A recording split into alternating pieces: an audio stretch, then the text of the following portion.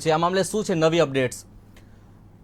નવા અપડેટ્સમાં જણાવવાનું કે ટ્રીટમેન્ટને લઈને અમુક વેક્સિન્સને શોધવામાં આવી છે. ચાઇનાએ આજે ક્લેમ કર્યો છે કે એ લોકો એક સક્સેસફુલ વેક્સિનની શોધમાં આવી રહ્યા છે કે જેને ફેઝ 1 કે ફેઝ 2 ટ્રાયલમાં એન્ટર થશે. અમુક ઓસ્ટ્રેલિયન વેક્સિન્સ બી છે કે જે ડેવલપમેન્ટમાં છે. બીજું જે નવું છે તેમાં એક દવાનું નામ છે આઇવરમેક્ટિન. આઇવરમેક્ટિનનો ઉલ્લેખ અને સ્ટડી એક આજે જ બહાર પડી છે. આઇવરમેક્ટિન એક પરોપજીવીઓ સામે કામ આવતી દવા છે જે ભારતમાં ઉપલબ્ધ હોય છે. એની હાલ સ્ટડી ચાલી રહી છે. આઇવરમેક્ટિન ઇન વિટ્રો એટલે લેબોરેટરીમાં આ વાયરસને મારવામાં સક્સેસફુલ થઈ છે, સફળતા એમાં મેળવી છે. આપણે આશા રાખીએ કે એના જે મનુષ્યમાં ઉપયોગ છે એટલે હ્યુમન બીંગ્સમાં જે ઉપયોગ છે એ સક્સેસફુલ રહે અને આપણને આની ટ્રીટમેન્ટ જલ્દથી જલ્દ મળે. ડૉક્ટર સંકેત, જે રીતે અત્યારે સમગ્ર દેશમાં લોકડાઉન છે, લોકડાઉન લગભગ 11 જેટલા દિવસો વીતી ગયા છે, શું લાગે છે લોકડાઉન સાર્થક સાબિત થયું? આપણા પ્રધાનમંત્રીએ જે લોકડાઉનની જાહેરાત કરી હતી, સોશિયલ ડિસ્ટન્સિંગ, સેલ્ફ આઇસોલેશન, એની સાથે આપણે બધાએ અનુશાસિત થઈ અને આગળ વધ્યા. રેટ આપણો જે ભારત દેશનો છે એ એટલો ખરાબ નથી રહ્યો યુરોપિયન કન્ટ્રીઝની જેવો. જેવી હાલત ફ્રાન્સની છે, ઇટલીની છે, જર્મનીની છે, યુનાઇટેડ કિંગડમની છે અને અમેરિકાની છે, એ પ્રમાણમાં તો આપણી ગવર્મેન્ટે આંશિક રીતે બધું કંટ્રોલમાં જ રાખેલું છે. હવે આપણે ગયા રવિવારે મળ્યા હતા, ત્યાંથી લઈને અત્યારમાં એક સૌથી મોટો ઇવેન્ટ થયો એ દિલ્હીનો થયો કે જ્યાં આગળ આ જમાતના રિલેટેડ જે એક્ટિવિટી થઈ, બહારથી ફોરેન સ્કોલર્સ જે આવ્યા હતા અને ત્યાંથી જે ટ્રાન્સમિશન ચાલુ થયું, એના લીધે માસ ઇન્ફેક્ટિવિટી થઈ. ક્લસ્ટર્સમાં બધા ઇન્ફેક્ટ થયા વિવિધ રાજ્યોમાં. એટલે તમે આજે જુઓ તો જે આંકડો જે આ ભારત દેશનો છે ઇન્ફેક્શનમાં, જે 7.4 દિવસમાં થવાનો હતો એ 4.9 દિવસમાં થઈ ગયો.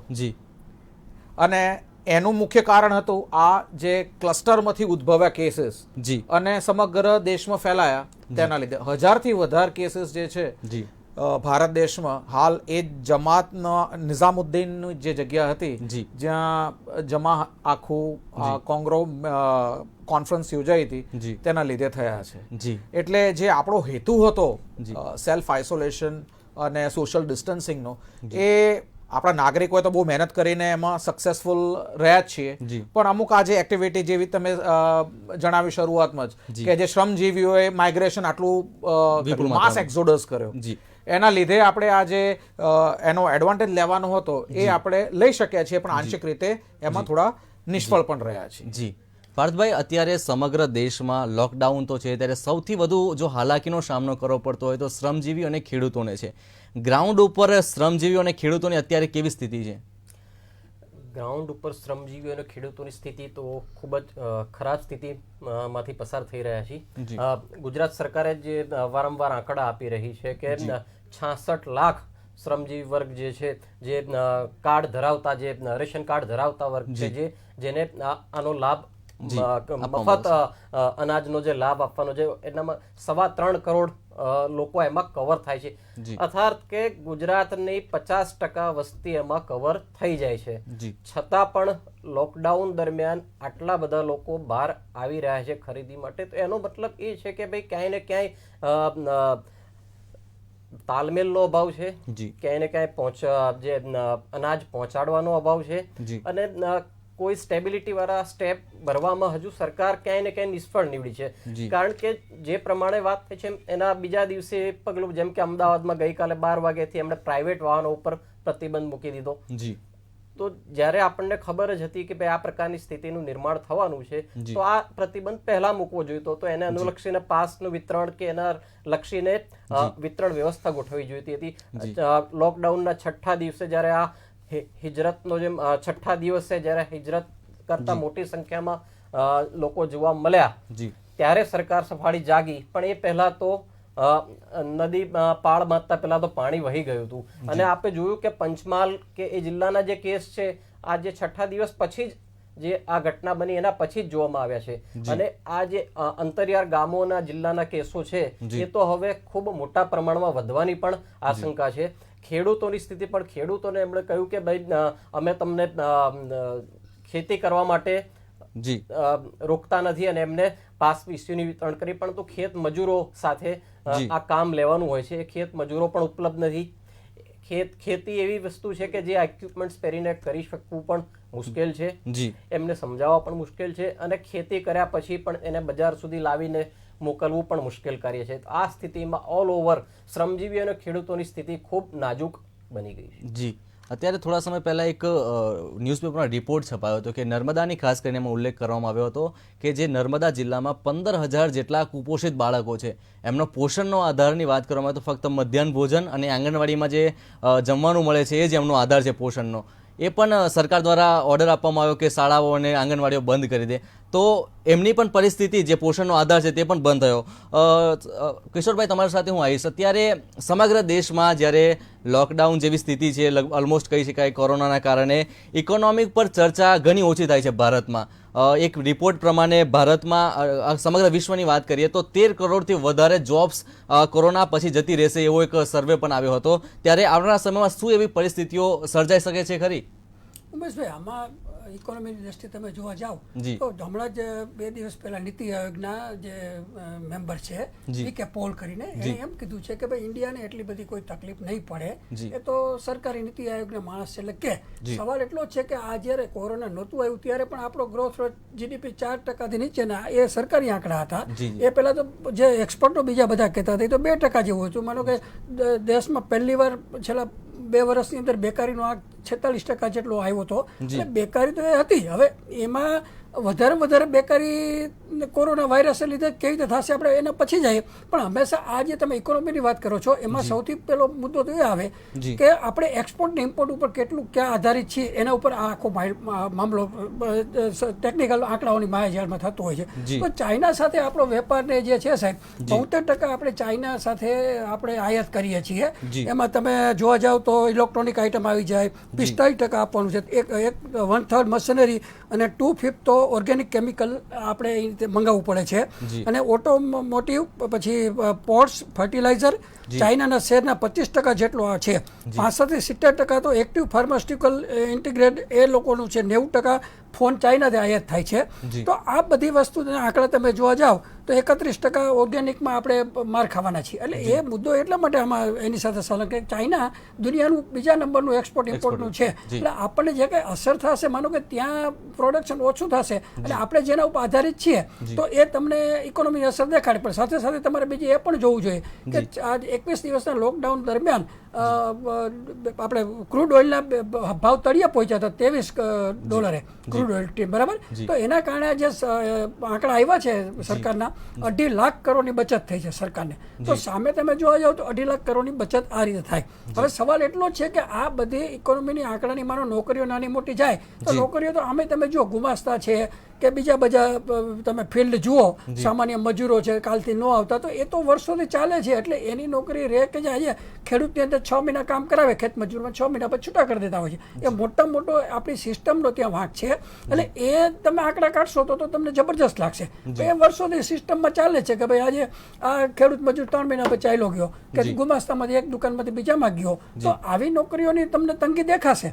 પણ સામે અર્થશાસ્ત્રની દ્રષ્ટિએ તમે જોવા જાઓ તો વિકે પોલે તો એવું કીધું કે ભાઈ આ 21 દિવસથી એવું એટલા માટે થોડી ઘણી અસરની વાત એણે કરી કે ટ્રેનો 21 દિવસથી બંધ છે. તો એ આવન જાવનના જે એના જો સરકારી નોકરીઓમાં જે જોડાયેલા છે એને તો કોઈ તકલીફ જ નથી, એને પૂરેપૂરો પગાર આપવાના છે. સવાલ એટલો છે કે જે એની સાથે કોન્ટ્રાક્ટ બેઝ ઉપર અથવા તો જે રોજમદાર ઉપર છે એને તકલીફ પડવાની છે. એ તો પહેલાંય નરેન્દ્ર દામોદાસ મોદીની સરકાર આવ્યા પછી ₹40 ₹150 થઈ ગયેલી, ડીઝલ 35 હતું એને 70 થઈ ગયેલા હતા. તો ત્યારથી મિડલ ક્લાસ તો ખતમ જ થઈ ગયેલો હતો એની પોલિસીને કારણે.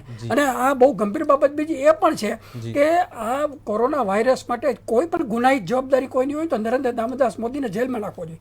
જે મુખલબલી વાત કરો તમે નિઝામની, તો નિઝામના એ લોકોનો કોઈ સત્તાવાર આંકડો એવો આવ્યો નથી કે મુસ્લિમોને કારણે આટલા કેસ થયા છે. પણ 15 લાખ લોકો, હેલ્થ સેક્રેટરીએ કીધું હતું કે 15 લાખ લોકો એરપોર્ટ ઉપર આવ્યા કરવા નરેન્દ્ર દામોદાસ મોદીને ટ્રમ્પનો કાર્યક્રમ કરવો હતો. ગુજરાતના બધા જેટલા કોરોનાના શરૂઆત થઈ એ બધા ફોરેનથી આવેલા માણસોના કારણે થઈ, એ જવા દીધા. ઇવન ઉદ્યોગપતિના છોકરાઓ માટે સ્પેશિયલ જેટ પ્લેન નરેન્દ્ર દામોદાસ મોદીએ છૂટ આપી. તો એ ગુનાહિત બેદરકારી નહીં, 15 લાખ લોકોને આવવા દીધા. આના જેવો બદમાશીનું કૃત્ય કહેવાય. તમે દેશ સાથે ધૃણાસ્પદ કાર્ય કર્યું. તમે કેમ એવા ટાણે ટ્રમ્પનો કાર્યક્રમ હતો ત્યારે તમને ખબર હતી ડિસેમ્બરનો, ચાઇનાએ પહેલી વાર કીધું ડિસેમ્બરમાં કે આ કોરોનાની છે, WHO એ કીધું. તો આ લોકો આ નરેન્દ્ર દામોદાસ મોદીની સ્ટાઇલ તમાશેબાજની છે. એ તમે લોકો એમ કહે ને કે ભાઈ મોંઘવારીમાં ધ્યાન આપો તો ગુફામાં ધ્યાન કરવા બેસી જાય. તમે આ એનો ઇતિહાસ જુઓ તો માત્ર હવે આ લાઇટની તમે વાત કરી, એના ઉત્તર પ્રદેશના જે ભાજપની સરકાર છે એના પાવર ગ્રીડ કોર્પોરેશને પહેલા ઓલી ચેતવણી બહાર પાડી કે આ લાઇટનો પ્રયોગ જોખમી છે. તો તમે કોઈ ટેકનોક્રેટને પૂછતા નથી, તમે કોઈ અર્થશાસ્ત્રીને પૂછતા નથી. ચાયવાળામાં અને આઈઆઈટી એન્જિનિયરમાં આટલો ફેર છે. આ બહુ કડવું સત્ય છે કે એ પોતાના તગલગી વિચારો જેમ આવે એમ જીકે રાખે છે. આજે આ દશા જો કોરોનાની વધુ ભારતમાં થઈ હોય તો આની ઈરાદાપૂર્વકની ગુનાહિત બેદરકારી. તમે કેમ પ્લેન ઉપર રોક્યા નહીં ત્યારે? મુસ્લિમો, હું એમ કહું છું મુસ્લિમો જવાબદાર હશે, પણ એના સત્તાવાર કોઈ આંકડા પીટીઆઈ આપ્યા નથી કે આના કારણે થઈને આ ફલાણો છે. જી પાર્થભાઈ. ઉમેશભાઈ, કિશોરભાઈની વાતમાં એક ઉમેરો કરીશ કે જ્યારે ફાઇનાન્શિયલ સ્ટ્રક્ચરની વાતમાં વધારે સ્થિતિ એટલા માટે બગડશે કે કિશોરભાઈએ સ્પષ્ટ કહ્યું કે સરકારી નોકરિયાતને તેમના પગારમાં જરા પણ કાપ થવાનો નથી, તેમને મળતા લાભો તો રહેવાના જ છે. અને પાછું કે જે ફંડિંગ પણ આવી રહ્યું છે એમાંથી જે મળશે તો નફામાં પણ એમાં ચર્ચામાં ન ઉતરીએ, પરંતુ પ્રાઇવેટ સેક્ટરમાં પ્રાઇવેટ કંપનીઓ પાસેથી સરકાર ફંડ ઉઘરાવી રહી છે કોરોનામાં મદદના નામે. બીજી તરફ પ્રાઇવેટમાં કામ કરતા કર્મચારીઓને પણ પગાર નહીં કાપવાની ધમકી પણ આપી રહી છે ને એનો પરિપત્ર પણ જાહેર કરી રહી છે. તો પ્રાઇવેટ સેક્ટરમાં જે કર્મચારીઓ પરમેનન્ટ જોડાયેલા છે કદાચ તેને આ લોકો બીકથી આપી દેશે, પરંતુ જેઓ ટેમ્પરરી રીતે તેમને તો આ લોકો પ્રાઇવેટના શેઠિયાઓ ક્યારેય પગાર નહીં આપે અને ફરીવાર કામ પણ નહીં રાખે. તો આ જે બધી બેકારી ને મોંઘવારી વધશે, જેના લીધે ભારતમાં મોટા પ્રમાણમાં લૂંટફાટ પણ થાય તો પણ નવાઈ. અને ઉમેશભાઈ, બીજી મહત્વની વાત એ છે એમાં કે જે પ્રાઇવેટ લોકોએ અત્યારે પ્રાઇમ મિનિસ્ટર કેર અથવા તો વિજય રૂપાણીના ફંડમાં જે પૈસા આપવાની વાત છે એ બદમાશો કોણે આપ્યા? આ જે અદાણી પોર્ટે તો મુદ્રા ઉપર પરિપત્ર બહાર પાડેલો હતો કે સરકારનો લોકડાઉનનો પરિપત્ર હોવા છતાં અમે એને માનશું નહીં, એને કામ ચાલુ રખાયું. મારો આગલો સવાલ એના પર જ છે કે અત્યારે જે રીતે સમગ્ર દેશમાંથી લોકો PM કેર્સમાં જે રીતે ફંડ આપી રહ્યા છે, ગુજરાતની વાત કરીએ તો જે મુખ્યમંત્રી રાહત કોષની જે રચના કરવામાં આવી છે તેમાં પણ લોકો દાન કરી રહ્યા છે. આને લઈને પણ એક નવો વિવાદ સર્જાયો છે. શું છે સમગ્ર વિવાદ? આ એક નંબરનું ભ્રષ્ટાચારી તંત્રની ભ્રષ્ટાચારી સિસ્ટમ બહુ સોફિસ્ટિકેટેડ. તમે જો આ પહેલા પણ જ્યારે પેલા બોન્ડ લેવાની વાત આવેલી ત્યારે હાઈકોર્ટે સુપ્રીમ કોર્ટે કહેલું કે ભાઈ બોન્ડમાં કોરા નામ છે તો એમાં એ નામ જાહેર ન કરવા દીધા, કેમ કે મફત આ જે ઉદ્યોગપતિઓ એ જ આપે. હવે તમે જે વાત કરી એ બીજું કે અત્યાર સુધી મુખ્યમંત્રી રાહત ફંડ નિધિ નામનું સરકારી તંત્ર ચાલતું હતું. એનો એક નિયમ તો એવો પણ છે બજેટનો, દર વર્ષે તમે જે બજેટ હોય એને 2% તમારે એમાં જમા કરાવવાનું. ગુજરાત સરકારે બદમાશી કરીને 10 વર્ષ સુધી એમાં પૈસા જમા ન કરાવ્યા, તો એના કારણે તમે લોકોને આજે જે પૈસાની જરૂર પડી તમે આપી ન શક્યા. અચ્છા, બીજું આ જે મુખ્યમંત્રીના બદલે વિજય રૂપાણી ફંડ કર્યું, એમ પ્રાઇમ મિનિસ્ટર કેર ફંડ કર્યું, એની અંદર તમે જુઓ તો ખરા નરેન્દ્ર દામોદાસ મોદી, રાજનાથસિંહ, સીતામણી નિર્મળાબેન અને અમિત શાહ, હવે આ 4 જણા એના ટ્રસ્ટી રહ્યા મેઇન. તો એની ઓથેન્ટિક એનું ઓડિટ ન થઈ શકે. એ પૈસા તમે માનો કે કાલ બિહારની ચૂંટણી આવે છે, આ બધો ફંડ લઈને એમાં વાપરે. હજી સુધી સાહેબ આ બદમાશીની હદ જુઓ કે કોરોના માટે થઈને ભારત સરકારે 15,000 કરોડ રૂપિયા ફાળવા. તમે ડોક્ટર સાહેબ મારા કરતા વધારે જાણે કે નાગરિક 10 રૂપિયા ભાગે ન આવે. ડોક્ટરોને માસ્ક લેવા પૈસા સગવડ નથી અને તમે ત્યાં બધા ધંધા કરો છો. અને બીજી બાજુ 22,000 કરોડ રૂપિયા માત્ર ને માત્ર લોકસભાના રિનોવેશન ફાળ્યા. તો તમને કોરોનાના દર્દીઓની શું પડી છે? તમે કમસે કમ 2 મહિના પહેલા તમને ખબર હતી, ભલે ટ્રમ્પનો કાર્યક્રમ કરવો હતો તો તમે 2 મહિના પહેલા ફોરેનથી ખરીદવાની પ્રક્રિયા કોઈ ચાલુ કરી? કશું કર્યું નહીં. અને આજની તારીખે લોકો પારાવાર આ તો ભારતની પ્રજાને ધન્યવાદ દેવા પડે કે ખુમારીથી પોતાની રીતે લડી રહી છે, કોઈ સરકારી સહાયથી કે સરકારી આજે લડી નથી રહ્યા છે. આજે તમે ફોટો ન જોયો કે નીતિન પટેલ એ પેલું સાધન જો ગયા રાજકોટ, તો એમાં પોતે 700 રૂપિયાનો પેલો માસ્ક પહેરી લીધો. અને જે ડોક્ટરો બિચારા હતા એ ડોક્ટરો એના વગરના હતા સાહેબ. અમે કાલે વિપુલ મિત્ર IAS સચિવ, તો એને 700 રૂપિયા માસ્ક પહેર્યો હતો. તો પોલીસ જે રોડ ઉપર ઉભો રહ્યો છે એને બિચારાને માસ્ક નથી. એટલે આ સરકારની ખુલ્લેઆમ બદમાશી. અને પહેલાથી નરેન્દ્ર દામોદાસ મોદી 25 વર્ષથી આવ્યા, તમે 25 વર્ષમાં ભાવ વધારો તમે જુઓ તો હું તમને આગળ એની વાત કરીશ કે એના કેવા ખરાબ સમાજમાં પરિણામો આવેલા છે. આપણે ચર્ચા કરશું આગળ. જી ડૉક્ટર સંકેત, તમારી પાસે હું ફરી આવીશ કે કોરોનાને લઈને જે પ્રકારે અનેક ચર્ચાઓ ચાલી છે, રાજકીય રીતે પણ પોતાની એક અલગ ચર્ચાઓ છે, ઇકોનોમિક્સની પોતાની અલગ ચર્ચાઓ છે, કોરોના માટે કંઈક નવી દવા શોધાઈ હોય અથવા તો નવા ટેસ્ટ કોઈ માર્કેટમાં અપિયર થયા હોય એ વિશે થોડી માહિતી આપશો. આપણી સરકારે હાલત પુષ્ટિ કરી છે અને ICMR પણ જે પુષ્ટિ કરી છે, જી, જે ગયા રવિવારે આપણે ચર્ચા કરી હતી, મેં જણાવ્યું હતું તેમ RDT રેપિડ ડાયગ્નોસ્ટિક ટેસ્ટિંગ, કે જેમાં આપણે એન્ટીબોડી ટેસ્ટિંગ કરતા હોઈએ છીએ. IgM એન્ટીબોડી જે છે COVID-19 નું જે વાયરસનું છે એ ડિટેક્ટ કરતો ટેસ્ટ છે, એ આપણને રિપોર્ટ 30 જ મિનિટમાં આપી દે છે. આ ટેસ્ટ વિકસાવવામાં આવ્યો હતો સાઉથ કોરિયામાં અને સબસિક્વન્ટલી એ બધી કિટ્સ અહીંયા આવી છે અને ICMR એનું ફાસ્ટ ટ્રેકિંગ કરી અને સ્ટાન્ડર્ડાઇઝેશન કરી દીધું છે. એનું અપ્રુવલ પણ આવી ગયેલું છે. એટલે ટૂંક સમયમાં જ સરકાર એનું રેપિડ ડાયગ્નોસ્ટિક ટેસ્ટિંગ કરશે. એટલે આ ટેસ્ટનો ઉપયોગ શું આવશે? હાલ આપણો જે ટર્ન અરાઉન્ડ ટાઈમ છે એ 6 કલાકથી 12 કલાકનો હોય છે, જે PCR ટેસ્ટિંગની આપણે પહેલા ચર્ચા કરેલી છે એ પ્રમાણે. એટલે રેપિડ ડાયગ્નોસ્ટિક ટેસ્ટિંગથી આપણે જે ક્લસ્ટર્સ છે, હાલમાં જોઈએ તો બાપુનગરનો વિસ્તાર, જમાલપુરનો વિસ્તાર છે, દરિયાપુરનો વિસ્તાર છે, આ બધા એવા ક્લસ્ટર્સ છે કે જ્યાં આગળથી કેસીસ ક્રોપ અપ થઈ રહ્યા છે. એટલે તમે ત્યાં આગળ જેટલા પણ પેશન્ટ છે સિમ્પ્ટોમેટિક છે, જેમને તાવ આવે છે, ખાંસી જેવું છે, શરદી જેવું છે, માથું દુખે છે કાં તો શરીરનો દુખાવો થાય છે, એને ILI કહેવાય, ઇન્ફ્લુએન્ઝા લાઇક ઇલનેસ. એટલે આ જે તમામ દર્દીઓ છે એ બધાની COVID-19માં સંક્રમિત થવાની સંભાવના કેટલી રહે છે એ આ ટેસ્ટથી આપણને ખબર પડી શકે.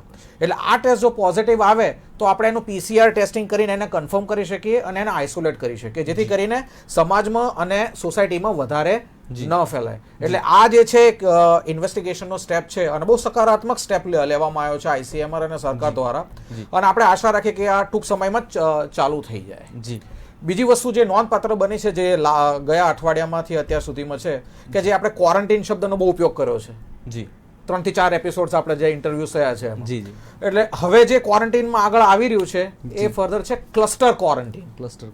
ક્લસ્ટર એટલે શું? ક્લસ્ટર એટલે સમૂહ.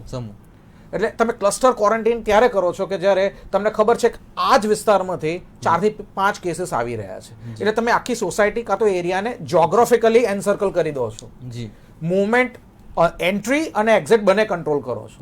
આ એક એપિડેમિયોલોજિકલ ઇન્ટરવેન્શન છે. એટલે તમે એન્ટ્રી અને એક્ઝિટ કંટ્રોલ કરો છો. જે પણ સપ્લાઈઝ છે, જીવન જરૂરિયાતની વસ્તુઓ અને જે દવાઓ ને બધું સપ્લાય છે તે મ્યુનિસિપલ કોર્પોરેશન કરી રહી છે. આ તમામ વિસ્તારો મેં ખાસ અમદાવાદમાં 5 એવા ક્લસ્ટર ક્વોરન્ટીન્સ ક્રિએટ કરવામાં આવ્યા છે અને એના પ્રમાણે આપણે એમાં આગળ વધી રહ્યા છીએ. એટલે ક્વોરન્ટીનમાં બી ફર્ધર ક્લસ્ટર ક્વોરન્ટીન તરફ આપણે આગળ વધીએ. જી, આમાં એક વાતનો ઉમેરો કરું ડૉક્ટર સાહેબની, કે એમને તો સારી વાત કરી કે પબ્લિક માટે આટલું બધું સારું કરે છે.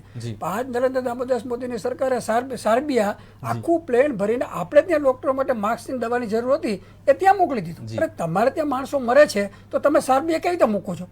આનાથી વધારે હિણપતભરી વૃત્તિ કઈ કહેવાય કે જે અહીંયા લોકોને માસ્ક પહેરવા નથી, લોકોને પેલા વેન્ટિલેટર નથી. આજે વેન્ટિલેટર એ વાત અલગ છે કે અહીંયા ગુજરાત સરકારમાં વેન્ટિલેટરની ખરીદી માટેને કેવો ભ્રષ્ટાચાર ચાલુ રહ્યો છે જયંતિ રવિના રાજમાં, એ હું આંકડા સાથે કહી શકું છું. બીજી એક વાત મારે ડૉક્ટર સાહેબને ગમે કે ન ગમે કહેવી પડે કે આજે મોટાભાગના પ્રાઇવેટ પ્રેક્ટિસ કરનારા ડૉક્ટરો લાખો રૂપિયા કમાતા હોય છે, મહિને લાખ, 2 લાખ, 3 લાખ.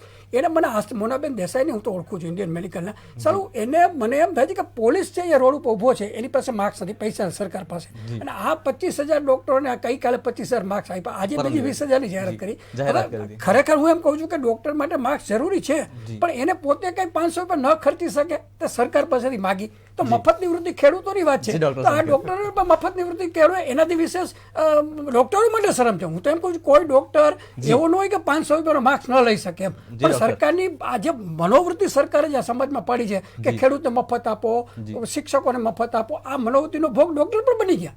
ખાનગી ડૉક્ટર, સરકારી તો હોય જ માનો, પણ ખાનગી ડૉક્ટર જે લોકો દાન કરી શકે આજે એ તો એમ કહે કે ભાઈ અમે અડધી ફી લેશું એવું કહી જાય. અચ્છા, હવે એ માર્ક્સ લીધા પછી એવો નિયમ છે કે દવાખાનું ખુલ્લું રાખવું, કે કયા ડૉક્ટર જોવા જશે પોલીસ કે હું કે દવાખાનું ખુલ્લું છે કે નહીં. અત્યાર સુધીના જે છાપા, હવે ગઈકાલે છાપામાં હતું પરમ દિવસે કે ગાંધીનગરની આસ્કા હોસ્પિટલમાં ગરીબ દર્દી બિચારો 25,000 રૂપિયા જમા કરાવ્યા, તો પેલા 50,000નું બિલ કર્યું ને ન આપ્યું તો 3 દિવસ સુધી લાશ ન આપી અને પોલીસે ઇન્ટરફિયર કરવું પડ્યું. આ માનસિકતા વચ્ચે માર્ક્સ એક મફત, અરે હું આપું, ડૉક્ટર એસોસિએશન એમ કહેવું જોઈએ કે અમે પોલીસોને માર્ક્સ આપશું, એની ગૌરવ કહેવાય. પણ ખબર નહીં કેમ આવું આપણું ગુજરાતના ડૉક્ટરનું. ડૉક્ટર સંકેત, કિશોરભાઈ એ ટીકા જે કરી ટીકાનું સૂચન કે- ના, મેં સૂચન ધ્યાન- કર્યું હું છે, કોઈ સૂચન કર્યું બધા છે, ડોક્ટર એમાં એવું કોઈ નથી doubt કે નથી. મોનાબેનને હું ઓળખું છું. ટીકા હું પણ સરકારની એક સરકારની ટીકા કરું છું. હું ઇન્ફેક્શિયસ ડિઝીઝ કન્સલ્ટન્ટ છું શેલ્બી હોસ્પિટલનો જ. એટલે એના નાતે નીરજ વસાવા મારું મારા મંતવ્ય- મિત્રો છે. ગાઢ સંબંધ છે મારા. હા એટલે જે રીતે એમણે જણાવ્યું તેમ એટલે આનો પર્સપેક્ટિવ એ છે કે ડોક્ટર્સ પર સે આમાં N95 માસ્ક પહેરીને જો સર્વિસ આપતા હોય તો ઇન્ફેક્શન એમને બી ચાન્સ ઓછા રહે. હવે એક જ ડોક્ટર ભીલવાડાનો આપણે ઇસ્યુ જોઈ લઈએ તો ભીલવાડાના જે ડોક્ટર જોતા હતા એની ઓપીડીમાં અરાઉન્ડ 300 જણ હતા અને સબસિક્વન્ટલી એક જ વ્યક્તિના થ્રુ એ તમામ ક્લસ્ટર કેસીસ થયા હતા. એટલે ભીલવાડાની એક સિંગલ ઓપીડી આખા શહેરને ઇન્ફેક્ટ કરીને બેસી ગઈ. એટલે ડોક્ટર એક ઘણીવાર પોઈન્ટ સોર્સ બની જતો હોય છે જો એ જ પોતે ઇન્ફેક્ટેડ હોય તો, કારણ કે એ જો 50 કે 300 જણની ઓપીડી જોવે આપવા જ જોઈએ સાહેબ. મારી એટલે જો સરકારની આમાં આ વસ્તુ નીતિન- પોઝિટિવ જો હું તો નીતિન પટેલનું કહું છું કે નીતિન પટેલે 700 રૂપિયા માસ્ક પહેર્યો, એની બાજુમાં જે બિચારા ડોક્ટરો નર્સો ઉભા હતા એને 7 આપેલા પહેર્યા હતા. તો તમને કોઈ તમે હોદ્દા ઉપર જો એની જવાબદારી તો વિશેષ હોય એમ ખાનગી ડોક્ટરો માનો મારો મુદ્દો એટલો છે કે પોલીસ નથી આજે ફંડ નથી તો ખાનગી ડોક્ટરો 700 રૂપિયાનું ન ખરીદે ગુજરાતનો કોઈ ડોક્ટર હું માનતો નથી. એટલે ગામડા અને આંતરિયાળ વિસ્તારોના ડોક્ટરોને આપવા આપવો જોઈએ જોઈએ. એમ. જી જે ખરેખર પાર્થભાઈ, આખી જે ઘટનાઓ બની કોરોનાને લઈને જે સમગ્ર દેશમાં જે રીતે પોઝિટિવ કેસ જોવા મળી રહ્યા છે, નિઝામુદ્દીનમાં જે ઘટના બની જમાતની એ જે ઘટનાને તમે અવગણી ન શકો એવી કહી શકાય? બિલકુલ જરા પણ ન અવગણી શકાય અને સરકારની બેદરકારી આમાં ધ્યાને આવી છે. કારણ કે માત્ર મતોના રાજકારણને લઈને સરકાર આમાં કડક ન બની. જી આ ઘટના જ્યારે એમણે નિઝામુદ્દીન માટેની પરવાનગી એમણે ઘણા દિવસ પહેલા માંગી હતી અને આના માટે 2000 થી વધારે લોકો ત્યાં કાર્યક્રમમાં ભાગ લેવા ઓલરેડી આવી ચૂક્યા હતા અને સરકાર પણ જાણતી હતી અને એની પાસે ઇનપુટ્સ હતા. જ્યારે એક નાનકડું મચ્છર પણ ફરકતું હોય ત્યારે સરકારનું આઈબી ડિપાર્ટમેન્ટ એટલું સજ્જ હોય છે કે નાનામાં નાની માહિતી છેક સુધી પહોંચતી હોય છે. તો આ તો બહુ જ મોટા પ્રમાણમાં આટલી મોટી ઘટના ત્યાં આકાર લેવાની હતી તો સરકાર આમાં કેમ બેદરકાર નીવડી? તો આ જ જ્યારે સરકારને તરત ધ્યાન હતું ત્યારે એને અટકાવીને ત્યાં જ એના ઉપર એક્શન લેવાના હતા, પગલાં લેવાના હતા, પરંતુ સરકાર જાણતી હતી કે આ એક જ કોમની વાત છે એટલે આના લીધે મતોનું રાજકારણ ખીલાશે અને આ એનો લાભ લેવા માટે સરકારે આ પગલું ન ભર્યું અને જેનો આજે ભોગ સમગ્ર દેશ બની રહ્યું છે. બીજું એક આજે તમને ધ્યાન દોરું કે આરોગ્ય પ્રધાન હર્ષવર્ધને કહ્યું કે હું પંડિત નથી. જ્યારે દેશના આરોગ્ય પ્રધાન જ જ્યારે આવું હાસ્યાસ્પદ નિવેદન આપતા હોય કે હું પંડિત નથી તો લોકડાઉન જ આનો એક માત્ર ઈલાજ છે. તમે દેશના આરોગ્ય પ્રધાન તરીકે આટલી હતાશા ભરી અને વાત કરતા હો ત્યારે આ દેશનો નાગરિક કોની પાસે અપેક્ષા રાખશે? સાહેબ નિઝામુદ્દીન બનાવમાં તો સાહેબ એવી વાત છે કે એની તો ગુનેગ બેદરકાર એટલા માટે કહું છું કે 18 વિશ્વના 18 જેટલા રાજ્યોએ દેશોએ એને બાન કર્યો છે.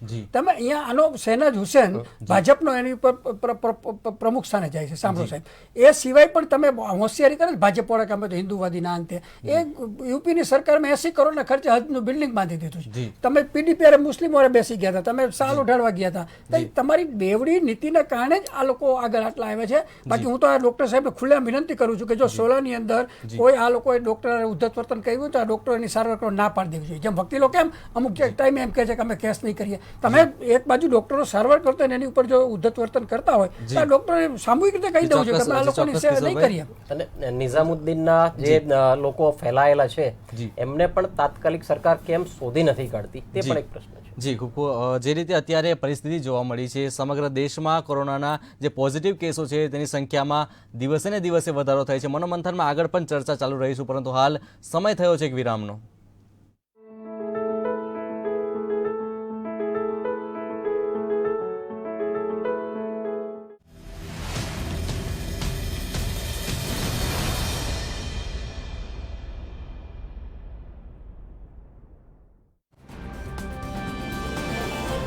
આ છે શ્રી હરિલક્ષ્મી બ્રોડકાસ્ટિંગ. આપ જોઈ રહ્યા છો નેટવર્ક ન્યૂઝ ગુજરાત, ગુજરાતનું ગૌરવ અને ખમીર.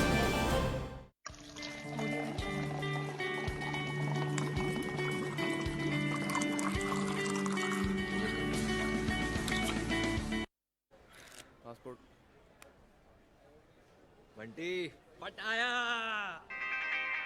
Attention passengers, please proceed for boarding.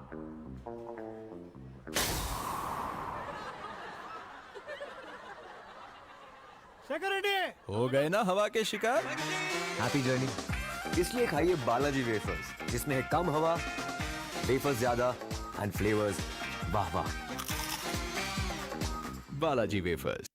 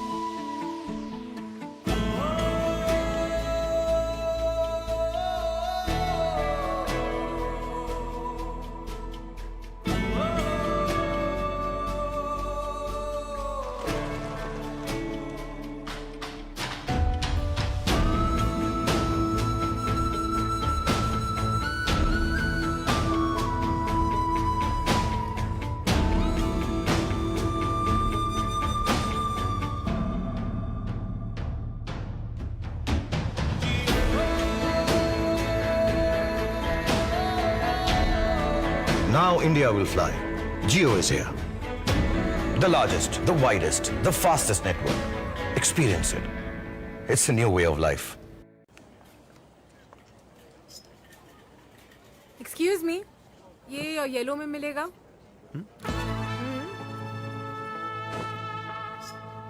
Yellow yellow, style sharara एकदम करारा।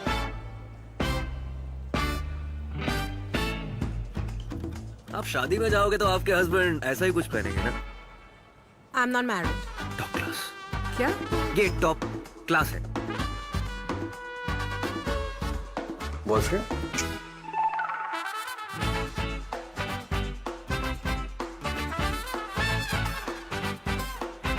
भाई के साथ भी तो जाओगे? सर ये आपका बिल, कार्ड और कैश सर। बाद में। बिल हस्बैंड देंगे। वीमा जहां फैशन वहां। Kids collection. શ્રી હરિ ઘી શ્રી હરિ ગીર ગૌશાળાની ગાયનું વૈદિક પદ્ધતિથી બનાવેલું 100% શુદ્ધ અને ઓર્ગેનિક ઘી. શ્રી હરિ ઘી, સૌરાષ્ટ્રનું અમૃત. રોજ રોજ દરરોજ સોમ હોય કે બુધ, દૂધ એટલે માહી, માહી એટલે દૂધ. બાબાના પ્યાલામાં દૂધ ને મમ્મીની ચામાં દૂધ, માહી દૂધ. માહી દીદીની કોફીમાં દૂધ ને દાદીના ઘીમાં દૂધ. માહી દૂધ. માહી પ્રત્યેક પરિવારનું પૌષ્ટિક પ્રવાહી એટલે દૂધ. દૂધ એટલે માહી, માહી એટલે દૂધ. માહી, ઇન્ડિયાનું ફેમિલી મિલ્ક. માહી એટલે દૂધ.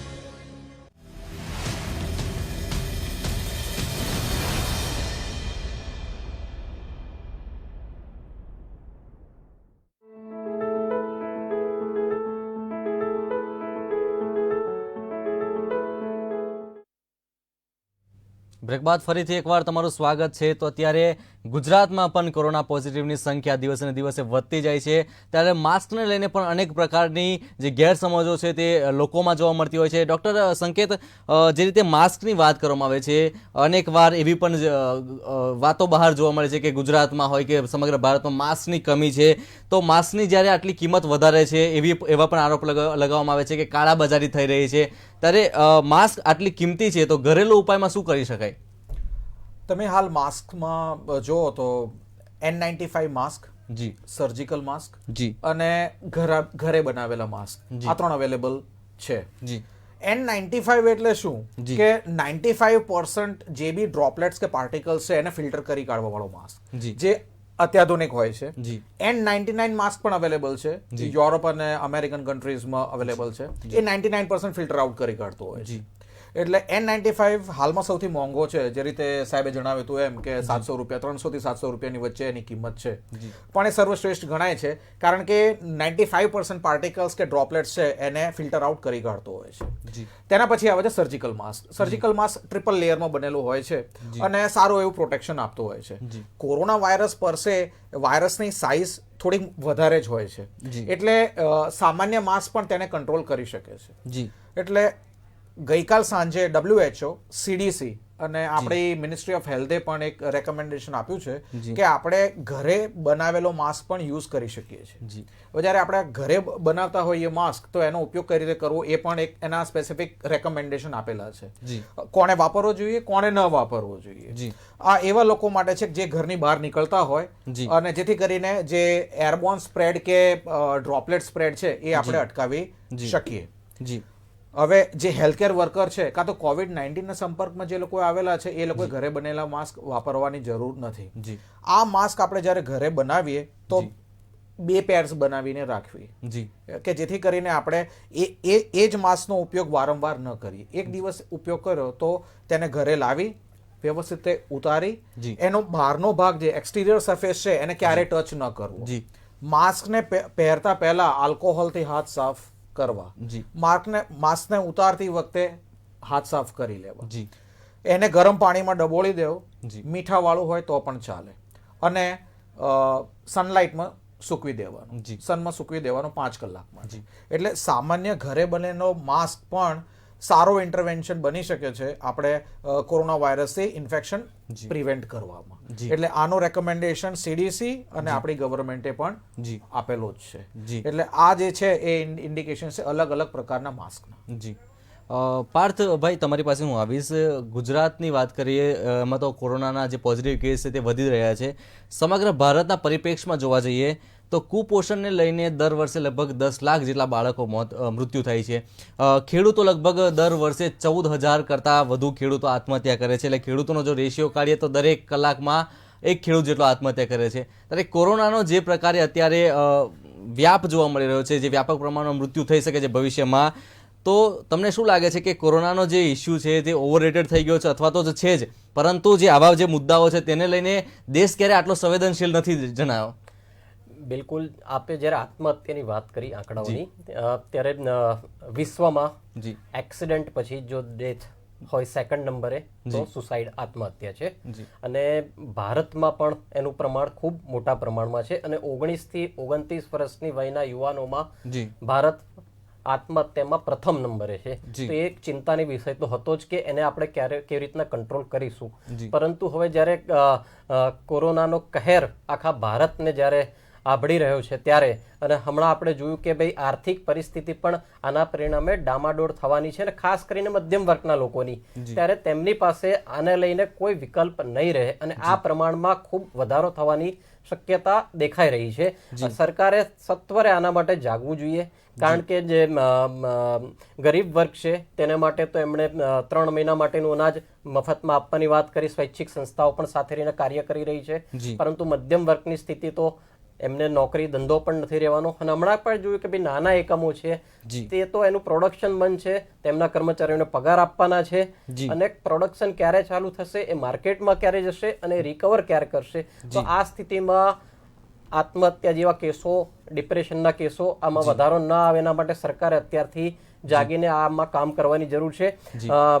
ડૉક્ટર સાહેબે જે વાત કરી એમાં 2 વસ્તુ મારા ધ્યાનમાં છે ઉમેરું, અને એમનો જવાબ તો ડૉક્ટર સાહેબ જ આપી શકશે. કે અમેરિકન પ્રશાસને જે એક અમેરિકન ન્યૂઝ એજન્સીને મેં વાંચી, એમાં એમણે દાવો કર્યો છે કે 12 થી 18 મહિના આ વેક્સિન બનવામાં લાગી શકશે. પણ એક બાબત, અમેરિકા, ચાઇના અને યુરોપ કન્ટ્રીઝ આજે સાથે મળીને આ વેક્સિન શોધવામાં લાગી રહ્યા છે, તેઓ પણ એજન્સીમાં જણાવ્યું છે. તો એક સારી બાબત છે. તો ભારતે પણ આમાંથી પ્રેરણા લઈને માત્ર કોઈ પણ પ્રકારના જે તાઇફા જે છે આપણે જોયું એ પ્રમાણે ન કરીને આમાં ધ્યાન આપીને આ વેક્સિન શોધવામાં, કારણ કે ભારત પાસે ટેલેન્ટ તો છે જ, તો નાત જાત કે ધર્મ કે દેશના જે પણ છેવાડા ભૂલીને સાથે મળીને આમાં કામ કરવાની વેક્સિનની બાબતમાં એક મિનિટ સાહેબ, એક જ મિનિટ વચ્ચે ડિસ્ટર્બ કરું. વેક્સિનની બાબતમાં હું એટલા માટે મારે આ ઇન્ટરવ્યુ જવાબ દેવો પડે છે કે આ બદમાશ ભાજપની સરકારે ગુજરાતમાં આણંદની અંદર વેક્સિનની ઇન્સ્ટિટ્યૂટ હતી એ બંધ કરી દીધી.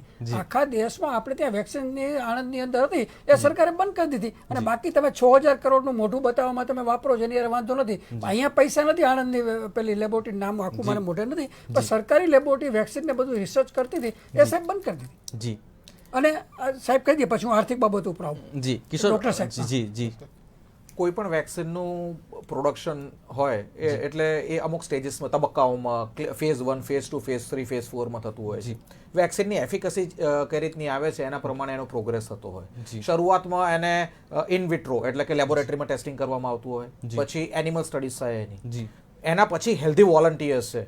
એ હાલ અમેરિકા અને ચાઇનાએ આજે જ ક્લેમ કર્યો છે કે એમની જોડે એક રિસ્પેક્ટેબલ સારી એવી વેક્સિન એડિનો વાયરસના થ્રુ જે ફંક્શન કરતી હોય તે વિકસાવવામાં આવી રહી છે. ભારત દેશમાં બી એવા સાયન્ટિસ્ટ છે જ. સિરમ ઇન્સ્ટિટ્યૂટ છે આપણું, ધારો કે જોઈ લો, અને બીજા NIV પુણે છે, એવા વાયરોલોજીના ઇન્સ્ટિટ્યૂટ છે જ કે જે સક્ષમ છે આ પ્રકારની વેક્સિન બનાવવા માટે.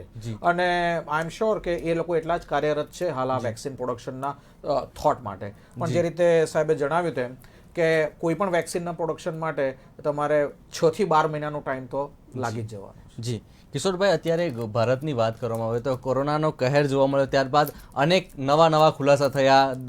ભારતમાં કેટલા ડોક્ટર્સ છે, કેટલાની કમી છે, કેટલા વેન્ટિલેટર છે, કેટલાની કમી છે, નવી એ આવી છે, એ મામલે થોડીક પ્રકાશ પાડજો. ઉમેશભાઈ, એમાં એવું છે કે ઇન્ટરનેશનલ ધારાધોરણ મુજબ આપણે 1000 સાહેબે વધારે જાણતા હશે કે 1000 નાગરિકોએ કેટલી બેડ જોઈએ, તો આપણે 007માં છીએ. 10 લાખ ડોક્ટરોની કમી છે. આપણે નરેન્દ્ર દામોદર મોદીએ ચૂંટણી પછી એવું કીધેલું કે 4 એમ્સ બનાવી. એમ્સ તો એક બાજુ રહ્યું, લાઇટો બધાનો વારો આવ્યો. હવે 20 લાખ નર્સોની તંગી છે ભારતની અંદર. તો અને તમે જે 1000 કેટલી વ્યક્તિને કેટલા બેડ જોઈએ, અચ્છા 1 કિલોમીટર કેટલા તમારે માણસોને રહેવાની સગવડ હોય, તો એ બધામાં આપણે 0005 છીએ. તમે યુરોપ અમેરિકાના આંકડા કાઢો, અત્યારે મારી પાસે ઉપલબ્ધ નથી પણ મેં વાંચેલા છે કે યુરોપ અમેરિકા અને અમેરિકામાં ત્યાં માનો કે 1 કિલોમીટરની અંદર 240 માણસો રહેતા હોય, તો આપણે ત્યાં 6000 માણસો રહે છે. એવી રીતે ડોક્ટરોની તંગી 10 લાખ એટલા માટે છે કે આપણે ત્યાં 1000 ત્યાં મને 12 કે 14 ડોક્ટર હોય, તો આપણે ત્યાં 6001 ડોક્ટર છે. એટલે આખો સાહેબ વસ્તીના પ્રમાણમાં જોવા જાવ તો આ નરેન્દ્ર દામોદર મોદી આવીને જે વાત કરેલી કે હું સિંગાપુર બનાવી દઈશ ને હું દીકરું કરી દઈશ ને પૂછડું કરી દઈશ, એના કરતાં ખરાબમાં ખરાબ પરિસ્થિતિ ઉપર તમે દેશને લાવી દીધો. સૌથી વધુ જે પાર્થભાઈએ કીધું કે મધ્યમ વર્ગની દશા બહુ ખરાબ થઈ ગઈ છે. હું તો ફિલ્ડમાં વર્ષોથી પત્રકાર તરીકે ફરું છું અને કડવી વાસ્તવિકતા મેં જોઈ છે. તમે એક જ દાખલો લો કે નરેન્દ્ર દામોદર મોદી આવ્યા પહેલાં 40 કે 50 રૂપિયા પેટ્રોલ હતું અને વ્યાજનો કોઈ રિટાયર્ડ થયેલો માણસ પૈસા બેંકમાં મૂકે તો 12% વ્યાજ આવતું હતું. નરેન્દ્ર દામોદર મોદી આવ્યા પછી 40 રૂપિયા 150 થઈ અને ડીઝલ 80 રૂપિયા થયું. એના કારણે શું થયું કે મિડલ ક્લાસની આવકમાંનો પેન્શન ઉપર જે નપતા હતા વ્યાજ ઉપર, એની અડધી થઈ ગઈ. ઇવન મોંઘવારી ડબલ થઈ. એટલે આમાં મેં એવાય કેટલા કેસ જોયા છે સમાજની અંદર કે મિડલ ક્લાસમાં 2 બાળકો હોય, પતિ પત્ની હોય અને એને ફી ચોપડાને 6000નું પેલું ભાડું ભરતા હોય, તો 15000ની આવકમાં પૂરું ન થાય. આજે મારે આ નરેન્દ્ર દામોદર મોદીની એટલા માટે ટીકા કરવી પડે છે કે આવા કુટુંબમાંથી મેં હાઉસવાઈફોને આપણે કહેવાય ને એવા એને બિચારા પોતાના શરીર વેચવાના કામો કરવા પડે. આજે અમદાવાદમાં હું આવા 200 એડ્રેસ હું જાણું છું કે જે આ સરકારના આવ્યા પછી એની આવક ઘટવાને કારણે જેને આમ બહાર વાણિયા બ્રાહ્મણ જૈનની વાત કરું છું, એવું નથી કે કોઈ પટેલ, આ સારા માણસોના ઘરે આ અત્યારે એટલા માટે કરવું પડે છે કે મિડલ ક્લાસને કોઈ મદદ નથી પડતી. આજે તમે જુઓ કે ઝૂંપડપટ્ટીવાળાને તમે દેવા જાશો કે એકદમ બિલો પ્રોપર્ટી છે કે ટ્રાઇબલ છે કે એને તમે આપવા જશો, પણ મિડલ ક્લાસ જે માગી નથી શકતો, જેની 15000 આવક છે, એ બિચારાને આના સિવાય બીજો કોઈ વિકલ્પ નથી રહ્યો. એટલે આખી સમાજની સાહેબ સમરસતા જે હોવી જોઈએ ને એ સમરસતા તૂટવા માંડી છે. તમારે આવકના તમે 2 ભાગ પડી ગયા કે એક જેની પાસે કરોડ છે એ 50 કરોડ બનાવી શકે છે અને જેની પાસે 10000 છે બિચારો 5000 માં આવી ગયો છે. તો સમાજની વ્યવસ્થા એવી હોવી જોઈએ કે બધા માણસોને સમાંતર આવક મળે. એના બદલે આ તમે જુઓ અદાણીથી માંડીને બધા ગૌચરની જમીનમાં કરોડો ખાઈ ગયા, 1 કરોડનું દાન આપે એમાં ઉપકાર શું કર્યો? જી પાર્થભાઈ, જે ડોક્ટરોની વાત કરી કિશોરભાઈએ, અમે એક વસ્તુ એડ કરીશ કે એકચ્યુઅલી આપણે ત્યાં વિવિધ વિભાગો વચ્ચે સંકલનના અભાવના પરિણામે આ સ્થિતિનું નિર્માણ થઈ રહ્યું એવું મને લાગી રહ્યું છે. એક સાદા દાખલાથી સમજાવું કે જ્યારે એક ડોક્ટર 20 કે 25 લાખ ખર્ચીને જ્યારે સમાજમાં ડોક્ટર તરીકે બહાર આવે છે અને તમે એને સરકારી નોકરીમાં 25-50 હજાર રૂપિયામાં પગારમાં એને ક્યાં સુધી તમે બાંધીને રાખશો?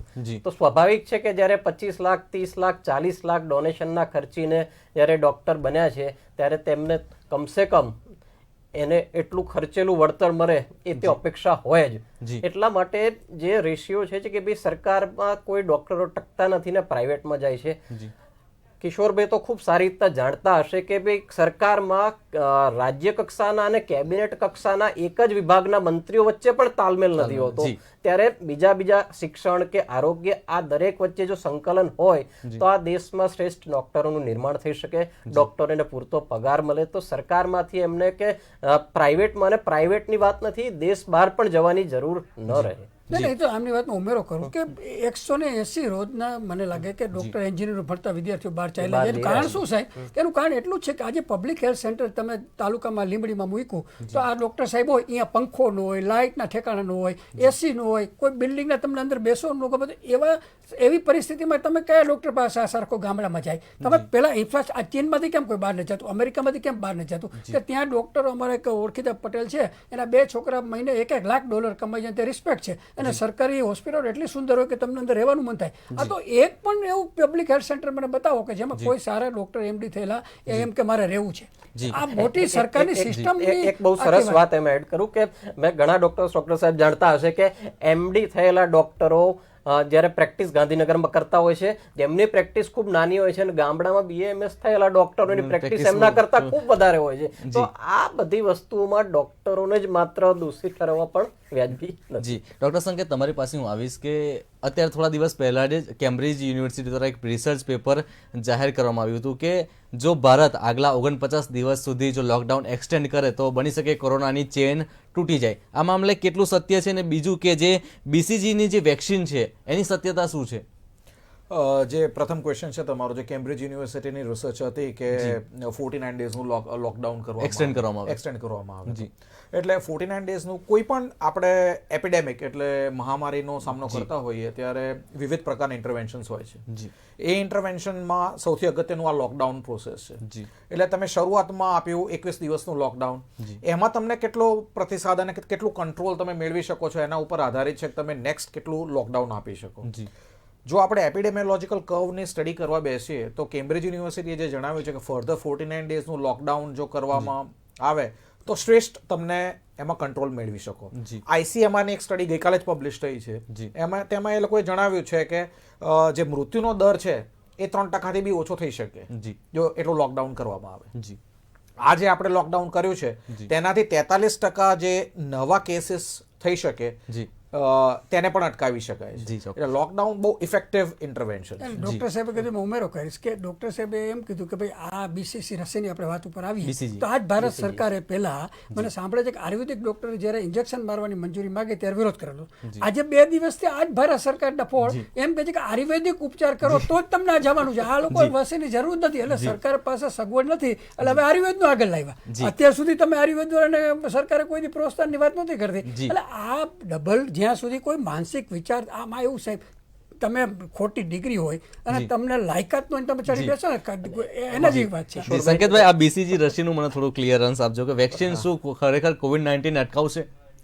એટલે તમે BCG વેક્સિન જે છે એ આપણે એટ બર્થ લેવામાં આવે છે.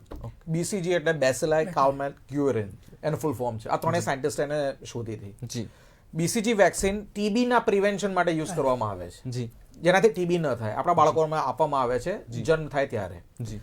BCG શું કરે છે કે એ જ્યારે વેક્સિન તરીકે એન્ટર થાય બોડીમાં ત્યારે T સેલ્સનું પ્રોડક્શન કરે છે. T સેલ્સ એટલે કે જે બોડીનું ડિફેન્સ છે, રોગ પ્રતિકારક શક્તિ વધારે છે. એટલે આપણે દરેક ઇન્ડિયન છે, સાહેબથી માંડીને હુંથી તમે બધાએ BCG વેક્સિન લીધેલી છે.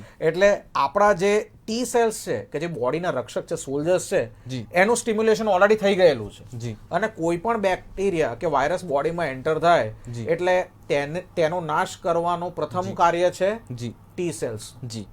એટલે એક થિયરી એવી હવે બનીને આવી રહી છે, ઓસ્ટ્રેલિયા અને બીજે બધે રિસર્ચ થઈ રહી છે કે શું ઇન્ડિયન્સ જે છે આને વધારે સારી રીતે ભગાડી જાણશે કે નહીં. એટલે અપાર્ટ ફ્રોમ કે આપણી જે ક્લાઇમેટ છે, ટ્રોપિકલ ક્લાઇમેટ છે, ટ્રોપિકલ ક્લાઇમેટ એટલે કે જ્યાં આગળ ડ્રાય હીટ પડે છે અને હ્યુમિડિટી. અને આપણી રોગ પ્રતિકારક શક્તિ એટલા માટે વધારે સાહેબ કે અહીંયા આરો વોટરની જે ફોરેનમાં બધે છે ને, અહીંયા ધૂળમાંથી છોકરા રમતા હોય અને હું સાદું પાણી પેલું કૂવાનું પીધું હોય તો મારું એ પ્રતિકારક શક્તિ ઓટોમેટિક વધી ગયું. એના કારણે આપણે આ બધાનો સામનો કરી શકીએ. તમે ફોરેનમાં જુઓ ત્યાં પાણી પણ તમારે પેલું પીતું જ ન આરો વોટર સિવાયનું, તો એ લોકોની શક્તિ ખરેખર ઘટી જાય પાછી. હા, એટલે આમાં સાહેબ એવું છે કે સ્પેસિફિક BCG કેમ આપણને વધારે રક્ષા આપશે એનો મુદ્દો હાલ ચાલી રહ્યો છે. એટલે જે T સેલ્સ છે એ વધારે સારી રીતે આ વાયરસને મારી શકે એવી હાઇપોથિસિસ છે. એટલે એ કેટલી સક્સેસફુલ નીવડશે એ BCG વેક્સિન એ આગામી રિસર્ચ જ આપણને 2 થી 3 મહિનામાં પેલી હમણાં ગોળીઓ પેલી બંધ થઈ ગઈ બજારમાં મળતી, આપણે નામ દીધું હાઇડ્રોલોક પેલી, કે જે પેલામાં ઉપયોગમાં આવતી હતી ને હવે લોકો લેવા માંડ્યા છે રાતોરાત. હાઇડ્રોક્સીક્લોરોક્વિન. જી જી ડૉક્ટર સંકેત, અત્યારે જે ગઈકાલે 2 ઘટના એવી બની હતી ગુજરાતની વાત કરીએ તો અમદાવાદ અને સુરતમાં, કે ઘરમાં જે ઝઘડો થયો એના કારણે હત્યા સુધી આખો બનાવ પહોંચ્યો. તો લોકડાઉનના કારણે લોકો જ્યારે ઘરમાં છે ત્યારે તેમની માનસિક સ્થિતિ પર શું અસર પડી શકે છે? હા, એટલે આપણે જ્યારે ગયા રવિવારે મળ્યા હતા ત્યારે આપણી સાથે સાયકેટ્રિસ્ટ રાખવા પડ્યા હતા. જી.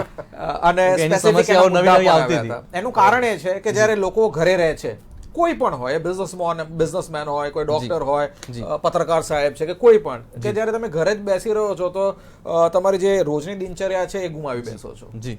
અને એ અમુક સ્પેસિફિક ટેન્શન્સ બી છે કે ભાઈ ખુલશે ખુલશે ત્યારે શું કરશું આપણે, લોકડાઉન કઈ રીતે આગળ ચાલશે જિંદગી, બીજું જે જીવન જરૂરિયાતની વસ્તુઓ છે એને આપણે કઈ રીતે પહોંચી વળશું, વિવિધ પ્રકારના ટેન્શન્સ છે. એટલે અને રોજ જે ડિસ્કશન્સ થતા હોય રિલેટિવ્સની વચ્ચે, હસબન્ડ વાઈફની વચ્ચે છે, બચ્ચાઓની વચ્ચે છે, બચ્ચા બી કંટાળ્યા જો આટલા ટાઈમથી લોકડાઉન છે, એટલે સાયકેટ્રિકલ ઇશ્યુઝ જે આગામી સપ્તાહ છે એમાં થોડાક વધવાના છે. જી, ખૂબ ખૂબ આભાર ત્રણેય મહાનુભાવોનો. તો જે રીતે હાલ સમગ્ર વિશ્વમાં જે રીતે કોરોનાનો કહેર જોવા મળી રહ્યો છે તેના કારણે સમગ્ર દેશ, ભારત દેશમાં તેના બાનમાં હોય તેમ જણાઈ રહ્યું છે. મનોમંથનમાં આજે બસ આટલું જ. વધુ સમાચાર અને અપડેટ્સ માટે તમે જોતા રહો નેટવર્ક ન્યૂઝ ગુજરાત, ગુજરાતનું ગૌરવ અને ખમીર. નમસ્કાર.